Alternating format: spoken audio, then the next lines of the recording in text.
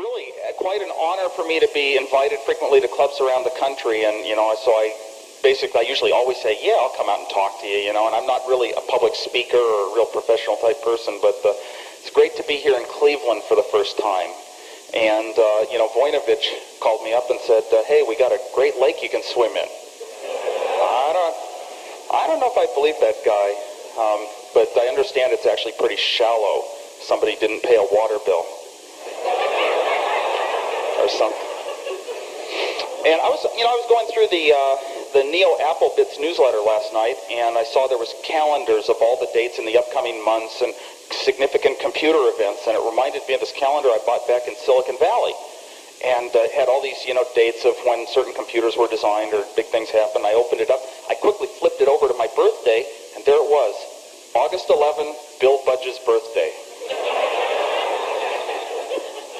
So it's really tough to follow and act like the Macintosh demo, and that was the best presentation that could be done on the Macintosh.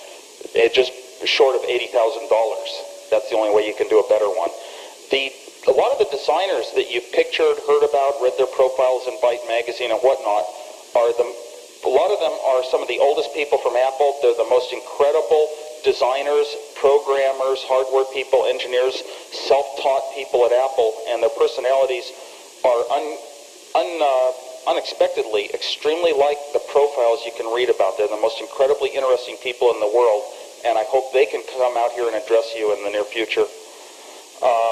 Their creative abilities are allowed to flourish by Steve Jobs' approach, seeking excellence in the products he's after. As long as it's his creation, he believes it's excellent. So he's the greatest showman in the world. He's the greatest speaker, presenter. He's the most capable, able, intelligent person you could ever meet in your life. And all I am is just, normal. I go to Denny's even, So pretty much I'm going to start with a talk about how Apple came into the world from nowhere. What led up to this whole thing of personal computers ever happening in the first place? And I'll think back, way back to school. Myself, I've been sort of the engineer who designed the first Apples. Back in school, I got into science fairs. You get a technical orientation. If you live in Silicon Valley, there was a good chance that a lot of the local parents worked for electronics companies. A lot of the kids got into house-to-house intercom clubs. We were into walkie-talkies, so it's a good community to grow up and happen to have an electronics bend as a hobby, because our parents were mostly engineers. Early in school, I happened to get aimed towards logic design at very, very early ages, and ham radio and whatnot. In high school, you combine being a good math student. It's unusual to go into electronics courses and learn how TV signals work and sync signals and color phases. It's unusual because electronics in high school is generally, at least it was back in the late 60s, considered to be like an auto shop course. If you were a top bright student, you generally didn't take it. But if you combine math and electronics, you've really got the good start towards engineering. So fortunately, I got aimed towards the electronics and the math.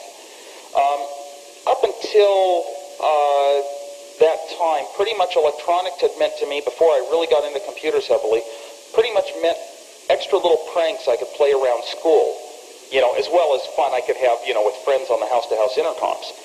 And typically the pranks that, if you know electronics, other people around you don't quite know how something could have happened. Even if you just know how to build a little oscillator out of Popular Electronics magazine or at your local store, people don't know where these weird tones are coming from, and the teachers think, well, the TV's on the blitz. They would never suspect that somebody planted a little siren that would last for years with 27 batteries.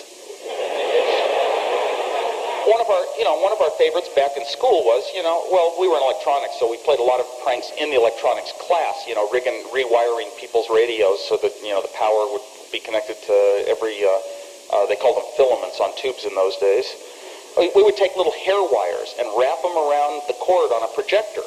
And then when a teacher came and plugged the projector in the wall, you can guess the explosion that set them off. And then we built little electronic metronomes that went tick, tick, tick, tick.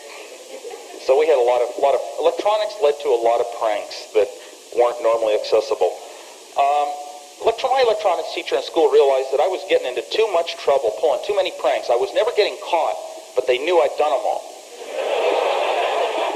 And, the dean would sit there and say, oh, Wozniak, he's too smart. We can't catch him. But we've got this file of all these pranks we know he did. Some of them I actually did. Well, anyway, electronics teacher decided my senior year to keep me out of trouble.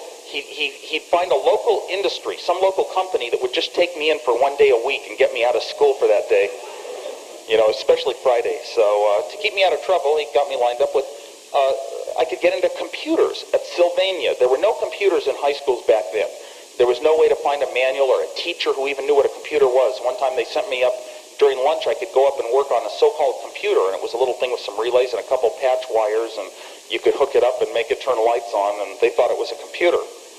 Well, I went down to Sylvania, and I picked up right away, I picked up this book called The Small Computer Handbook, and it was one of the first little handbook manuals that you could learn binary arithmetic and how computers had registers and instruction sets that would tell this register add it to that one, then do a test if it's negative, branch here, addresses and whatnot. So that was the PDP-8 handbook from Digital Equipment Corporation. And back then, of course, mini computers were too expensive to afford. And also I got to write my first programs, and that was very unusual to be in high school and be writing software back in those days. Well, I was totally self-taught for this start into computers. And after getting the Small Computer Handbook, I had known digital logic for about 4 years, so I started designing, first of all, a calculator that would just add, subtract, even do square roots. And of course it was, dozens of pages and hundreds of chips. Eventually I started trying to design the computers that were described in the handbooks. And so all on my own, there's no motivation, there's no classes, there's no grades, there's no reward, there's no money. Just started doing my own designs on computer, and I had no friends that I could share it with. It was very unusual not to have teachers or parents or friends that you can even talk about what you're doing. But you work hard, and your designs, every time you'll design a PDP-8, and then you'll design it over, and it gets a little better. A new chip will come out, you'll design it again. So oddly enough, even by the end of high school, back in very early years, 68, every time they came out with a very new MSI integrated circuit chip, boy, I was right onto it. And some of the companies, I was collecting small computer handbooks for all the mini computers that were exploding around 68 through 70.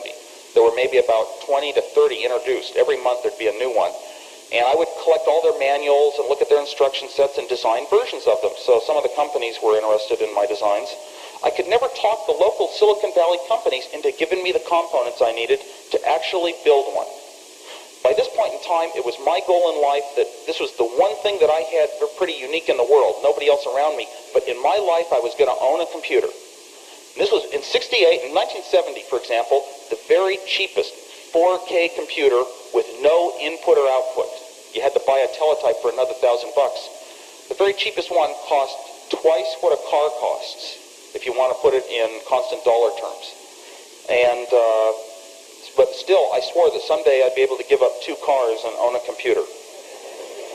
And back then there were not very many people. Nowadays it seems computers are trivial things. Eventually, the Nova computer was introduced by Data General, and they sent a first brochure out that had described philosophies of the company towards an elegance of design. Make it very simple, and in the end it can still be better quality and faster and have better performance even than something that was complicated and had tricky little instruction set bits. Well, I looked at its instruction set, and basically it had, for arithmetic instructions, it had one instruction, and each bit had a particular meaning.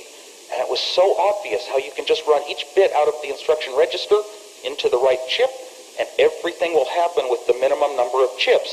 And it turned out that the software you could write with their computer was just as good as you could with the other 16-bit mini computers of the day. But they had a lot of philosophies about why they were going to be so successful because of their marketing and the purity of their design. And a lot of people who were in the know just laughed at them. Oh, they just think they're going to become something big and major. But they made it. Then, pretty much in my lifetime, I'm off to college. And, of course, I got the highest possible entrance exam scores in areas like math and sciences and whatnot. But I really wasn't the sort of person motivated to achieve grades. It was just interesting to be in life and be doing interesting things, and attend classes and take tests was, one of those things you had to do. It was more important to basically pay attention to what was important to you in your life. In other words, I would go down to the computer science center at our college, and I would buy manuals on the CDC computer, and I would study every manual I could, learning new languages and new operating system calls and whatnot. Not because I had a class, not because I could get a grade, not because I had other friends that did it. The reward was totally like solving a puzzle in your head. It was self-rewarding. And I spent pretty much that first year of college designing computers constantly in between the all-night bridge games. And probably went through about 50 computer designs, so I got good skill at it just due to doing it over and over. Also, off in college first year, still I've got electronics knowledge, and there's a lot of pranks you can pull. I went through high school pulling a prank a day. Well, built this TV jammer. A friend's father showed me a little design, and you could hold it in the palm of your hand. It couldn't even be seen. You could turn the knob, and you could jam any channel you wanted. Well, so first of all, I thought, well, this is funny. I showed it to a couple of friends. Well, then I went over to another dorm where they didn't know about it. I took a friend with me, and I would sit in the back late at night, and I would jam the TV a little. It would start to fuzz up. Well, this friend of mine would sit in the front row, and he would just, walk up to the TV and hit it. Perfect. And then, so after doing that for a few times, eventually he would have to hit it harder and harder and harder. And everyone in the room these are totally normal college kids, You'd say they were the peaceful sort, back in Vietnam days, and, very, very normal, casual, simple people. After a while, they would be throwing chairs at the TV set to fix it. And every night, they would station a guy next to the TV, and it was his job when it went bad to hit it and make it work. That was a lot of fun. Well, so sometimes, and it was interesting, never to get caught. I would even be the one, I would carry the jammer in my left hand. I'd go up and turn the fine tuning on the TV with my right hand, and it would go perfect. And I'd pull my hand away, and it goes bad. You tune it a little, and perfect, bad. It's the most frustrating thing in the world. You can't get this TV set to work yet. It seems so close.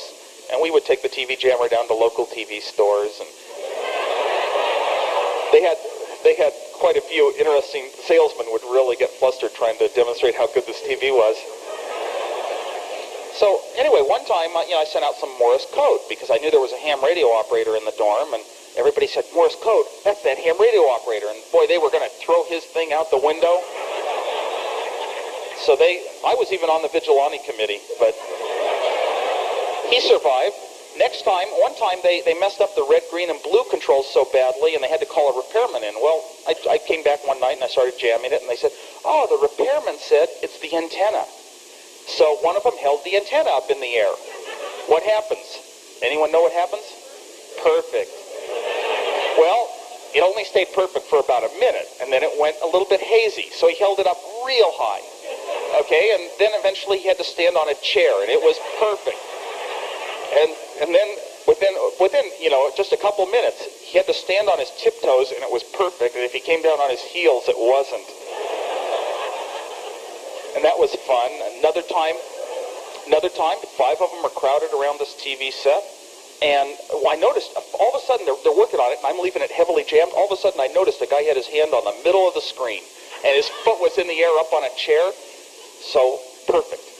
Okay? And I didn't think he would actually notice it, but he discovered that if he pulled his hand away or put his foot down, it went bad. And it's hard to believe, but I hope there's some people going to Ohio State next year or something that are listening, but for a half an hour, 20 normal college kids watched Mission Impossible with a hand on the middle of the screen.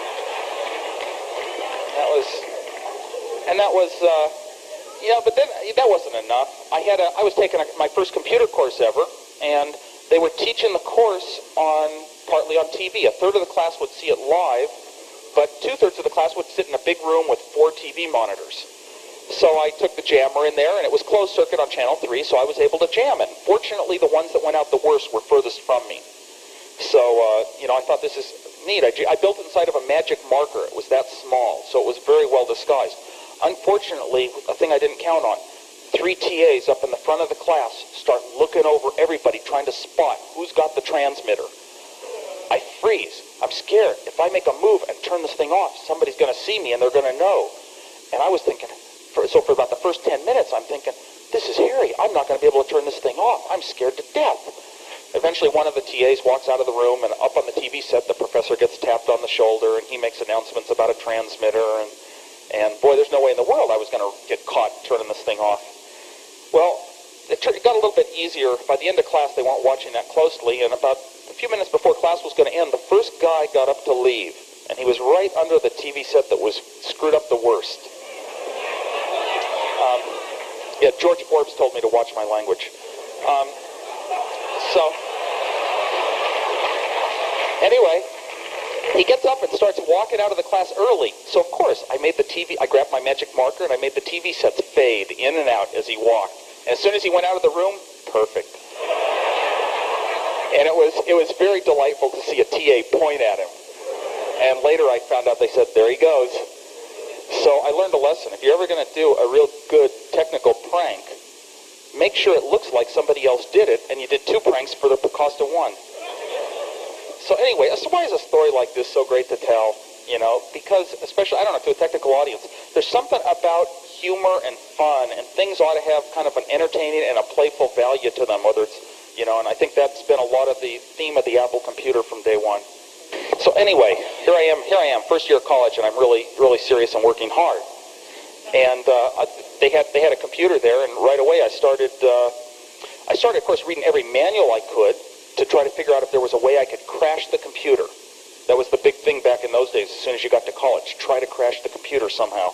So I don't know, that'll always be with us. Started making programs that would start printing good scrap paper, eject a page, good scrap paper, page 2. And other programs that printed other types of wallpaper, you might say. And the university actually got a little bit pissed, so they put me on probation for abuse of computer time. And I'm not even sure if I had a class yet, an official class, so I had to get a lawyer to get the university to keep from kicking me out. By the end of the year, I started programming every type of table I could think of from the mathematical handbooks. Binary numbers, inverse powers of 2, primes, factors of numbers, you know, all these things that are sort of normal that you read in the handbooks. Well, what I would do is I would submit 6 decks with 6 programs, all with punch cards. And they would run through it, and a couple hours later I would get my output back. Each one of them was 60 pages times 6, so I got 360 pages back every couple hours. And I would be at the computer center, and I would get new punch cards back that I would feed in for the next 60 pages on each deck, because that was all that I could run. I could only run a minute program at each time or something. So I would run the next 60 pages through, and I would do this several times a day. And I just had piles and piles of printout accumulating that was slightly worthless. And I did one dumb thing. I ran it all under my own matriculation number. So in the end, the professor called me into his office, and he said, he turned on a tape recorder, and I got really scared. They're taking this thing seriously. He says, this is not what we're doing in our class. And I said, well, it's Fortran. And he said, yeah, but it's not the Fortran we teach. And he was afraid. He kept saying, are you trying to get me? Because the SDS was really big back in those days, and they were after him. And I said, no, I'm just trying to, you know, use the computer for useful things. So they were going to bill me $400 if I went back to that campus. And that's a lot of money in 1968. So the next year I picked a different school. Second year of college, I had a friend who was a computer operator at this local school, and you know, it was an IBM computer. And external protection is always adequate with passwords, we assume. But the internal, anybody who's inside always knows the passwords or can get you access, knows how the whole operation goes. So we would come in late at night. He had a key to the building he'd made a copy of, and we would sneak in, and we would run thousands of punch cards through, doing programs that make flowcharts of other programs and things like that. And this was sort of how we were teaching ourselves computers. Didn't have any classes it was for. And one night, I'm in there maybe it's about 3 in the morning, and all the lights are off, and I'm going over one of the printouts, you know, to figure out what's going on. We would always put a piece of paper in the terminal, the system terminal, the master terminal, so that all the jobs would not be logged, because we didn't want the school to know we were in there at night. Well, anyway, I'm sitting there going over all these manuals, and the director and my friend was out to get a pizza or something, and the director of the computer center walked in. He didn't even know me, and here I am using his computer. So that was a little bit embarrassing. I just said, well, Larry went out for a pizza. Fortunately, it was the one time ever that Larry had told him he was going to stay late to work on something. Went to work for a while for a computer company, took a year off in between college, and worked as a programmer. And about that time, I finally got a local company to give me some parts for one of these computers of my own design, because mini computers were my favorite thing, and I was trying to design them with the fewest chips possible. Finally got the parts from Fairchild, and built something called the cream soda computer, because after it was designed, it took a few weeks to design, I would sit up with a friend in his garage, and we would wire it together all night long for several nights, and we would drink cream soda constantly as we did it. So we called it the cream soda computer. And by the time it was done, you could toggle a bunch of switches and put in a binary number for an address, 100111011, switch at a time. You push one button and it goes into an address register. Then you toggle in the data that you want to store at that address, 1101. We didn't even have hexadecimal switches in those days. Then you'd push another button and it would store it 1 byte into memory. Then you'd set up another address and another byte. And another address, another byte. And it would take forever to toggle in a little 40-byte program that would multiply some of your switches times some of the other switches and put it in the LEDs. And it was a little bit clumsy, because computers back then it was like mini computers. You got a computer and that's all it had was switches. It didn't have a keyboard input. It did not have video display for output. Video terminals didn't even exist yet. By the time we were done, we started thinking, it's obvious what we really want to do something more powerful is a keyboard for input. And also, having taken electronics, it was obvious that the simplest thing to do is to output codes to make a screen draw characters somehow, like an oscilloscope can draw X, Y axes. X, Y, and Z axes, you can actually draw characters. Started designing a little interface that the computer could control to output to video. And that was to be sort of an important step. We never took the step, but wanting to do it in 1970 meant a lot by the time 1975 came around as to what our first step would be with the Apple. Met Steve Jobs. The friend that I built the cream soda computer with introduced Jobs to me and said, you guys have a couple things in common. You went to the same high school, and you're into electronics, and you're both big pranksters. So that was what we had in common. And sure enough, over that the first few months we met, we tried to do a couple pranks. We painted a big, huge sheet. There was going to be a graduation at the high school. So we painted a big, huge sheet, and it sort of had the Brazilian sign for best wishes. And the idea, we even got a friend's mother to sort of help us do the shading until she realized what it was. And it was very well done. It looked very good. And the idea was this thing will drop off the top of the 2-story building and unfold just as the seniors are marching off from their graduation. Wishing them luck. It said best wishes.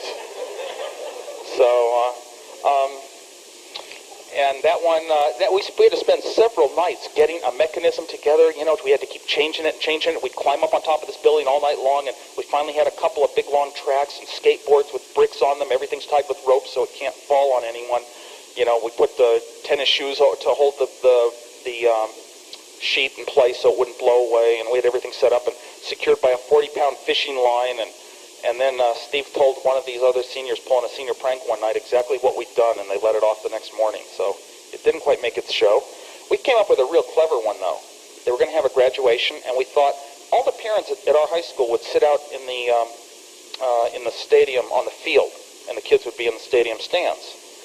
And we thought, well, we figured out how the sprinklers work. They had a master switch and then a switch for different sprinklers. We would turn on the one on the parents while they were sitting out there watching graduation. And we got a little locksmith friend of ours to come help us pick our way into this building where they had all the switches, and we were going to tie fishing line to it and have it ready to pull outside and just pull the thing to turn the sprinklers on. In the meantime, we were going to make sure we epoxied the whole panel shut so they couldn't come and turn it off. And we weren't quite able to pull that one off. We were out late at night, though, and we couldn't quite get into the right building. Anyway, in this summer, I'm about to head back to my third year of college, and I picked up an Esquire magazine at my parents' house and started reading an article entitled Secrets of the Little Blue Box. It had a picture of something that looked like a calculator, and it said fiction. Okay, well, I started reading this fiction article. I normally don't read them, but it was there, and I didn't have anything to do. So I started reading it, and it tells this incredible story about these kids who go out to lonely payphones late at night and start placing calls all over the world. And they call payphones in London railway stations and Dial-a-Joke in Sydney, Australia. And it was so intriguing. And the hero of this article was a guy named Captain Crunch. And Captain Crunch would sort of sit there half trying to boast about how he knew everything he could do with phones, but that, of course, he didn't do anything illegal anymore because Ma Bell might be tapping his line. And he would be saying, I only, of course, I know all about Ma Bell. Ma Bell has weaknesses, but I only explore a computer. I'm interested in computers, systems. I want to explore them, to go as deep as I can and to discover it. It's a system. And, of course, I don't do those things anymore. Ma Bell, knows I don't do them anymore. He would be one of these dual personality type folks. And he came across the story. He came across so incredibly interesting in the story. And my image was he had this van with racks of telephone equipment. And he would pull up in Arizona. He'd pull up to a payphone. He'd clamp into the cables and direct networks all over the country. And this was the most incredible engineer you could ever meet. So before I was even done with the article, I called Jobs up on the phone and I said, listen, let me read you this guy Captain Crunch. And I started reading him the whole article and telling him about these kids and their mysterious little box that could make free calls just by playing the right tones into your telephone. And it was labeled fiction, but I started talking to Steve saying they gave out too much information for a fiction. You don't say 700 and 900 hertz, 700 and 1100 hertz, 127 for the sender or whatever the numbers were. You don't give that much information in a fiction. Something's wrong. So the next day was Sunday, and we decided to go check it out. Supposedly there were telephone company manuals that had been withdrawn from circulation that had the proper information. Well, we went over to the local technical library that we knew of, and on a Sunday, about the only place we knew that didn't have any security, and we knew there was always open doors and we could get in and read computer magazines and things, was Stanford Linear Accelerator. So we went over there and walked in one of our normal doors and we found just walked to the library. We used it frequently and started looking through books to find out if anything in this Esquire article really might be printed in some phone company documentation. And sure enough, we discovered that everything in the article totally matched some frequencies that were used for long-distance telephone line switching. So we knew that we were onto an article that was labeled fiction but was real. And this sort of set the tone for our exciting life of the next year.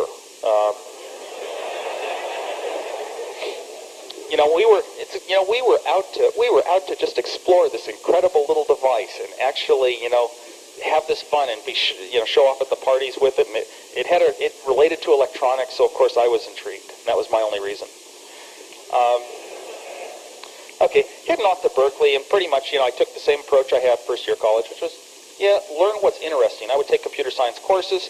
I'd flip through the book quickly the first couple of weeks, learn all the interesting, important stuff. I would do problems that I was interested in. I would not necessarily do the problems that were assigned for homework. And for that, sometimes I'd get perfect scores on every test and get a B in the course for not doing the homework. But still, I knew I was doing the right thing. So I started actually building little black boxes and red boxes and eventually a blue box. And these are devices that can place free phone calls.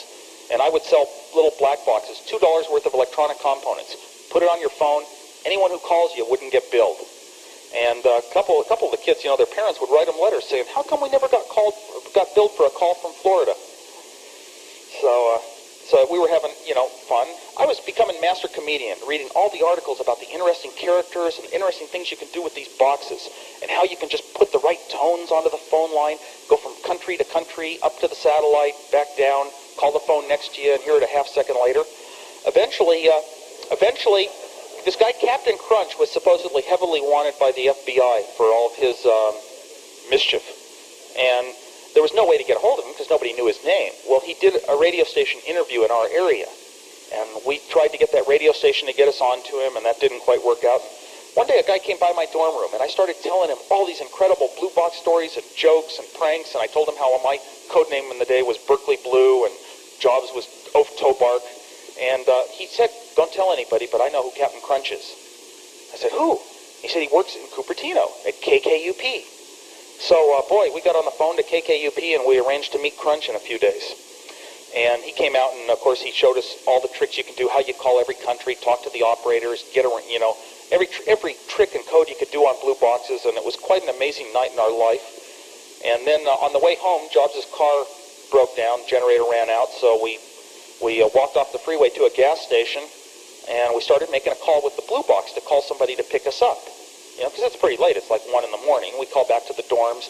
And this is the first time we ever used a blue box on a payphone. Putting the tones on it, and the operator comes back on the line, and we're scared that they're going to catch us. And we finally decided just to put in coins. We can't afford to do a blue box because we don't know how to do this on payphones. Cop car drives up, and we knew that she'd called the cops. Well, Steve is shaking with the blue box, and finally I managed to get it from him, get it in my pocket while the cop was searching in the bushes thinking we threw something in there. And the cop finally searches me, finds the blue box. And he says, well, what is this? I say, well, you push the buttons. Beep, beep, beep, beep, beep. You see, it's an electronic music synthesizer. And this was, and then he said, well, what's the orange button for? That's the one you seize the trunk with. And Steve says, well, that's for calibration. So another cop pulls up, and this cop is holding this little box, beep, beep, beep, beep, beep. We know that they've already been called, told, and they say, what is it? Electronic music synthesizer. So we said the computer plugs in inside of it and everything, and well, we knew we were caught. So they put us in the back of their car, and they're holding onto the blue box in the front, and they're going to drive us out to check out our story about a broken down car. So the cop turns around, hands the blue box back, and says, a guy named Mook beat you to it.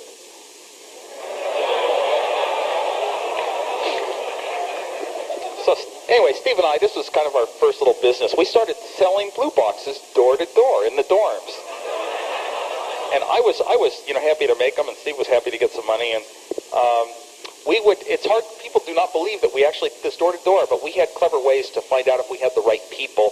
And then we would arrange for 20 people. Every one of them had to know somebody in another country. They would all show up that evening, and whatever dorm it was in, I would insist that they connect a speaker so everybody can hear everything that goes on.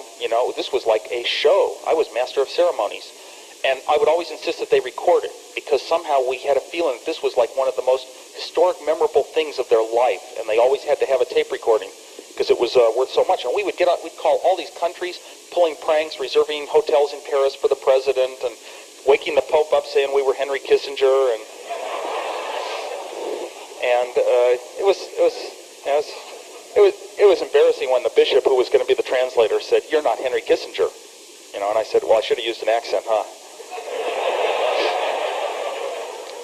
So, and we would show up, and we would call country to country. We would call London. We would get them to route our call to Tokyo, back to London to Tokyo, to London to Tokyo, and then we'd call the room next to ours, the dorm room next to it, talk in one phone, hear it in the other room a second later, and of course everybody was amazed to see these incredible demos. Late at night, Steve and I would go out to pay phones, and we would just call country after everything we could with the blue boxes, every code, how to talk to the operators and trick them into putting your call through to somewhere else. And we got pretty good at it. Well, one time we go to 2 pay phones, and we got 1 blue box. We'll both share it. Well, I knew Steve was busy on his calls, so I just had the operator, the local phone agent, we knew the name of George Alex. So I did an emergency interrupt to Steve's pay phone from George Alex. And so all of a sudden he hangs up his phone, and he turns to me and says, "We got to get out of here."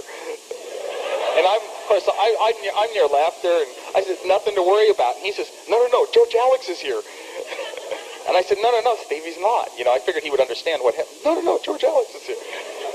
He can get pretty hyper, so it took quite a while. He was running off for the parking lot before I could convince him that. So even he could be pranked out once in a while. Anyway, I did have one important philosophy that I picked up from the Esquire article on blue boxes. Okay, and blue boxes is kind of like you're doing something you shouldn't be doing. You're using somebody else's system you shouldn't be using. It's kind of like computer hacking. I had this philosophy that the phone freaks were so pure. All they wanted to do was explore the phone system as a computer that had faults and bugs and little tricks you could do and ways to get around that they didn't know about. And you were sort of the unseen guy doing it. But you didn't do it to rip off Ma Bell. So, of course, I paid my own phone bill. I had $40 to $100 phone bills a month as a college student. If I called my aunt, I paid for the call. I only made these fancy calls on the blue box just to try to explore what I could do. And it was a very pure philosophy, and I didn't find out till many later years that phone freaks like Captain Crunch basically didn't even want to pay their phone bill. So, I don't know. Anyway, after that year of college, 3 years down towards a computer science degree, doing well, go to work first as an electronics technician and 6 months later as an engineer at Hewlett-Packard, working in their calculator division designing calculator chips. So It's a pretty decent job for the best company in our area. And first of all, I looked at the calculator chips and discovered they were little tiny serial, they were digits. They worked in a very strange way, but in the end, there was a little computer in there. It had decision instructions, and it had add instructions, and it had shift instructions and the like. And it was just sort of another intriguing computer. It just didn't have very much in the way of I.O. Pretty much I drifted away. I worked on calculator chip design for so long, drifted away from mini computers for about 3 years, totally out of them. Didn't even know that microcomputers had come, or what they were doing, or what they looked like. Was very far from them, which was unusual because my whole life had grown up around mini computers. Stopped collecting manuals and that sort of thing, and I started just doing other things. Started a Dial-a-Joke. When I was a phone freak at Berkeley, I discovered there were lists of all these recordings all over the world you could call that would do intriguing things. So some of my favorites were, I'd call this number in Los Angeles, and it was called Happy Ben. The guy would say, "Hello, it's Ben again," and he'd sing "Happy Days Are Here Again," and then he'd hang up. So, and I always used to I'd be at the computer center at Berkeley till late at night, and then I would call the operator and say, "I'd like to place a collect call." And I would tell her, "This guy is a little bit strange and impatient, so, just let him finish his thing and he'll talk to you." And they would have no idea it's a recording, but it was always fun to listen to Happy Ben.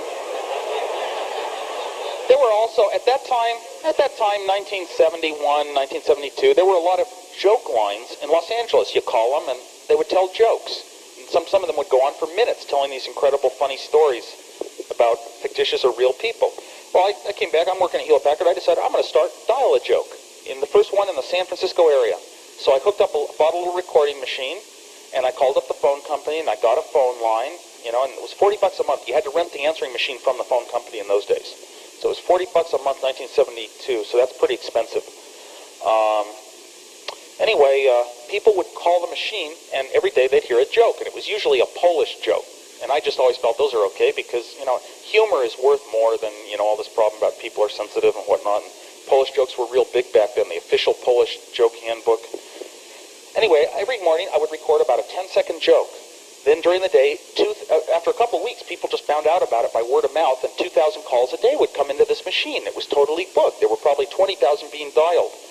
Well, it turned out, I discovered real quickly that anybody who had a phone number that was one digit different than Dial-a-Joke got about 50 to 100 wrong numbers a day. Okay, and I think I get a lot of phone calls now. So I would change the phone number. And then I would find somebody else got 50 to 100 wrong numbers a day. Well, I said, I got to have an easy number to dial. So I finally did a little checking. I talked to the phone company. I told them how desperate the situation was. Of course, they knew from the people who were getting all these wrong numbers. I talked them into giving me an easy-to-dial number, 255-6666, real easy. And then I discovered that one of the biggest companies in our area had a number that was one digit different. They came over and said they were afraid to answer their own phone anymore.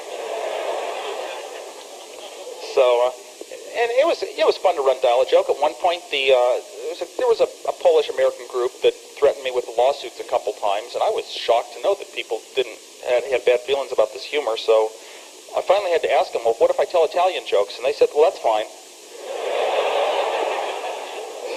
So I had to switch, and somebody sued Steve Allen and went to the Supreme Court, and they finally lost. But Dial-a-Joke was kind of interesting. At one point, this machine getting 2,000 calls a day, it was the most heavy-duty answering machine possible to build, but it would break down once a month. And so, of course, I was glad I rented it from the phone company for $40 a month. They'd come out and they'd fix it for free, and I would always tell them, you got to come after 5 when I get home from work because I don't want you there while I'm not there. And I was very much into anti-phone company propaganda anyway from the Blue Box days. My favorite book was, I'll get to that. Well, anyway, one time the machine broke down, and I called the phone company up, and I said, be sure the guy comes after 5. I came home from work the next day, and there's a note on the door saying, I was here at 3. Why weren't you here? So I called the phone company. Listen, I was here. Get the guy out here after 5 tomorrow.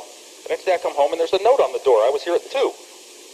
So I called the phone company so irate and screaming, that's what you said twice before, and they assured me he'd be out there 5 the next evening. I come home at 5, and he was there at 4. Left a note. So I said, well, okay, that's enough of that one. I screamed as much as I can, so I called back the phone company and very politely said, I'd like the repairman out to fix my phone tomorrow at 5 o'clock, thank you. And I disconnected their bad machine. I hooked up, in those days it was illegal.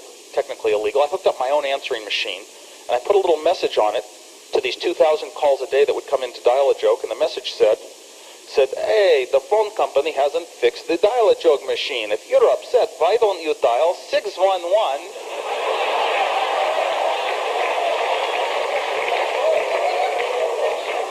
And at the end of the message, I said, and if your friends are missed their jokes too, have them call too. So that the message call a bunch of times will get through. And anyway, I went to work that day, and it was a busy day. I came home a little before 5, and I disconnected the machine. I picked up my phone just for the heck of it, and I dialed 611. I said, I have a complaint. And they said, we know, Dial-a-Joke. So every other call to telephone repair that day had been for Dial-a-Joke, and sure enough, 5 o'clock, the telephone repairman shows up with a supervisor. So I let the supervisor stand out in the rain, and I gave him a copy of I'm sorry that the monopoly you have called is not in service, or something like that, to read. Okay. Anyway, working at Hewlett-Packard and calculator chips, I still had interest in electronics as a hobby. Pong came out. Saw Pong in a bowling alley. So intrigued by this incredible game with a TV set. I knew TV sync signals from high school electronics. I knew digital logic. I figured out that I can build a Pong machine. So I designed myself a Pong game with very few chips. And at that point, I discovered proms. The only proms you could get back then, 1973-ish, were 256 by 4 bits. And we had a few around our lab at Hewlett-Packard, so I put in a couple proms that would say, if you missed the ball, it would say something like, oh, shush. Thank you, George. Anyway, I was working at Hewlett-Packard. Steve went into Atari and applied for a job. And he got a job sort of as a technician, and they sort of let him, he just went around and did wild, crazy things. He wasn't an engineer, but he would take a product and he would modify it and change it, or change the ROM to make it turn basketball players into divers or whatever worked. And he got to know Nolan Bushnell very good and appreciated the way he ran his business and was always out trying to do these neat things at Atari. Well, he got a contract from Nolan to do a game called Breakout, the first arcade game of Breakout, and this was before games were done on microprocessors. So he came to me because I had designed games real quick and done a good job. He knew I was a much better engineer, so he had me design it. We had 4 days to design the game and deliver a working breadboard with a schematic to Atari. And the reason it was 4 days was then Steve had to jump on a plane and fly up to Oregon and work on a farm with some friends up there. Because he walked around in those days and he had sandals. He'd gone over to India to bathe with the Ganges River. He was into all the meditation and psychic type things. So he was a much different person than he is today, I would say. Anyway, we designed and built Breakout. 4 days and nights is really difficult to hardwire a game when you don't have a computer to program. And by the time we were done, the job was, if it's under 50 chips, Nolan Bushnell was upset that every Atari game was 150 chips or more. And they wanted small games, again, small number of chips. He said, and he'd seen my Pong, and it was very few chips, so I was a good designer. So he said, if it's under 50 chips for Breakout, you get $700 for the two of us. And if it's under 40 chips, you get $1,000. So my first design cut was 42 chips, and that looked like a good start, and we hand-wired it and got it working. It moved up to 45 chips. After working all night long for 4 nights in a row, sleeping a couple hours, going to work at Hewlett-Packard, we both wound up with mononucleosis. And by the time you're done that last day and everything is totally finished and working and it's 45 chips, there's no way in the world you're going to spend 10 minutes trying to get it down to 40 chips for an extra $300. So at least we achieved our goal and got paid.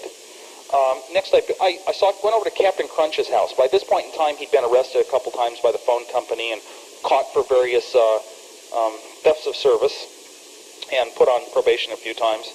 Well, I went over to his house, and he was working on a terminal down in a garage. He had a teletype, and he would call certain phone numbers and log into the ARPANET, and then he would log onto several computers that had guest accounts, and he would play chess, or he would dump out neat information files and print out things, and it was really intriguing just to watch him. He would call the local computer company and play Wumpus, or some of the games going around back on teletype days. I said, I want to do that. I want to do that desperately. That's what I want a computer for in my life. So I went out, so I had to, but I didn't have any money. I couldn't afford a teletype. I couldn't afford a modem, so I went out and Fortunately, I work at Hewlett-Packard, and they have a liberal policy. Engineer can have all the parts they want for something of their own design as long as the supervisor approves it. So I got my parts right out of the stockroom and managed to build a terminal and eventually a modem. And sure, I could jump onto Call Computer, the little time-sharing service, or I could jump onto the ARPANET and bounce around from computer to computer, doing very simple things, not hurting anything. These accounts were all public, except some computers, of course, you had to have a password, and I didn't have it. Basically, it was a hacker, and never did one thing wrong, so it's a little bit shocking to read in the paper about how horribly vicious these felons are that are logging onto the ARPANET and using all the defense system computers, which is ridiculous.